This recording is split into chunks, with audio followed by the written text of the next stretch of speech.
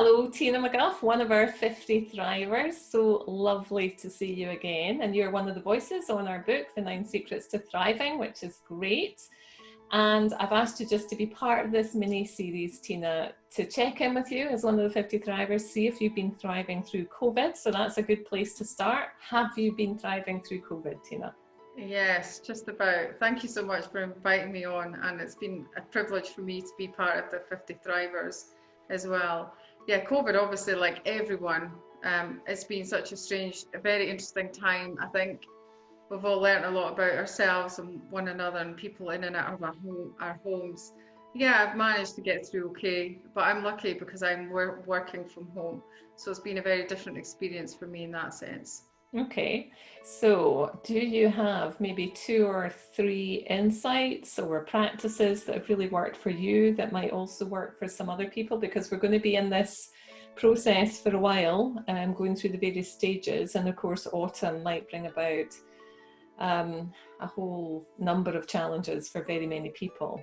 Yeah. So what's worked for you that you think might work for others? Well, what I've found is because of the way I've always tried to maintain really good mental health, my own self-awareness is by very not strict, but my way of living is very precise in that sense. Like I get up at the same time every day. I do the shopping when the same way. I go to bed a certain time at night. I don't tend not to drink. I never really drink alcohol or things like that. I need my sleep. And these are all the things that I've maintained and done, even though at the very beginning I was terrified like everybody else. We're all worried because we all have our vulnerabilities, but I made sure I stuck to my routines and didn't let anything change really that much for us, because I had my whole family at home. So there was 5 of us here at one point, and pretty much we maintained a whole same routine, and it's really made a massive difference in our lives. Yeah, and they do say that when there's so many things that are out of our control, that the sense of routine and predictability gives you a really strong foundation for having a greater sense of control. Exactly. Yeah. And that's worked for us beautifully. So we're very lucky in that sense. Okay.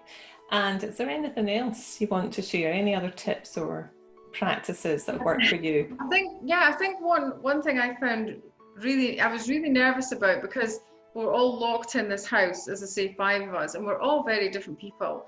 And I'm very laid back, so I wasn't concerned about my experience as such, but like my husband's here and he's always worked away, but now he's at home, and my kids are home from university. So I was a little bit nervous about, standing on each other's toes, getting in the way. Don't want any conflicts or arguments. So at the very beginning, I realized the best way to deal with that is to sit down together and say to everybody, look, we're all going to get through this our own way. What I think isn't what you think, and what he thinks isn't what we think. So we have to accept each other's parameters, that if I don't get up at 6 in the morning, or if I want to sleep until 10, whatever it is, leave them be, because they are going to survive and get through this their own way. And if you accept people for who they are and their own ways of life and their own choices, then there's going to be no conflict. And touch wood, actually, we've been very lucky. We've all gone great. There's not been one single piece of conflict or anything. And I think that's because we've all respected each other's decisions and choices. Wow, that was some insight to have that conversation right at the beginning. Well done. That is fantastic. And do you happen to have a third insight or practice? Because your first 2 were pretty good. I'm encouraging us to share a third. I think exercise, for me, not as an over-exercise, but just making sure I was getting out. We were lucky to have a dog.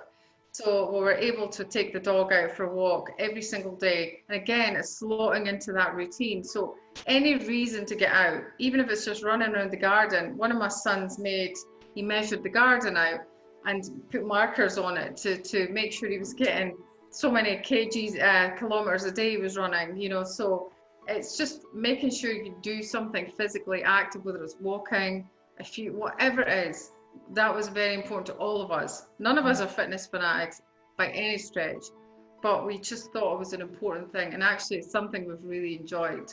For the first time in my life, I've had a healthier respect with exercise. for the first time in many years. So it's been really good. And thanks to Joe Wicks, actually. We started doing him in the mornings as well. So it's been good, really good fun. No interview would be complete without the mention of Joe Wicks and his exercise. Honestly, it is brilliant. It's given me actually a healthier relationship with exercise, which has been really, really good for me. So yeah, I've thoroughly enjoyed it. It's been really good.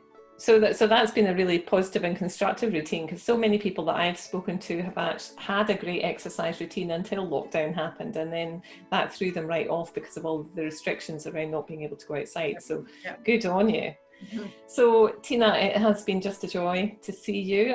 We were talking before I switched on the recorder that we can't wait to hear all the voices linked together, including yours. So that will be very exciting. And thank you so much for being part of the project, for sharing your story, which I cannot wait to have the listeners listen to on Audible.